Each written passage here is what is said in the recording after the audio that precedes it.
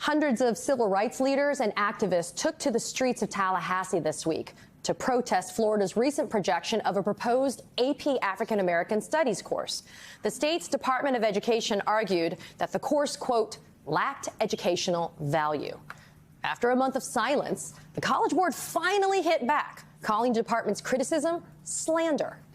But in his latest salvo, Governor Ron DeSantis threatened to cut ties with the College Board and to eliminate all advanced placement classes.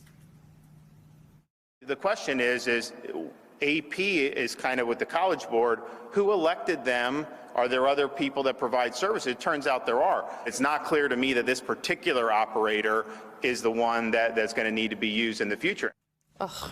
But this goes far beyond AP courses. DeSantis is already using taxpayers' dollars to advance his anti-woke agenda, allocating $15 million to overhaul and restructure the new College of Florida.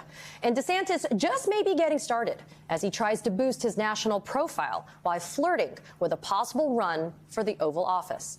Joining me now is Florida State Senator Shevrin Jones. Shevrin Jones, my friend, it is so good to see you. Look, you were there in Tallahassee. You spoke at those protests this week where the crowd marched from Bethel Missionary Baptist Church to the state capitol. Explain to the viewers the significance of these protests.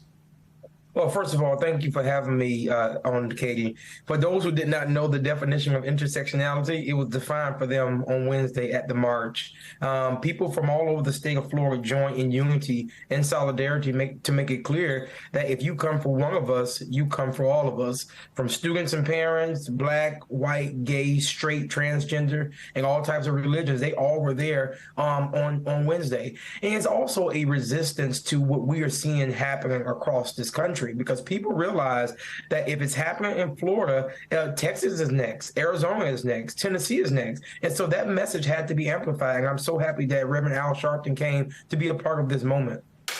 You know, Shevrin, in the updated AP course, students are going to miss out on pivotal black authors, including Kimberly Crenshaw, Bell Hooks. I want you to explain how damaging it is to exclude these voices from history and the lived experiences that they share with millions of African Americans. Well, that's the truth. That's what intersectionality is. I mean, and especially these doing away with these books of these individuals who wrote from these experiences of their time. Students, they deserve to understand this. As a matter of fact, advanced placement students, they're going to learn about that.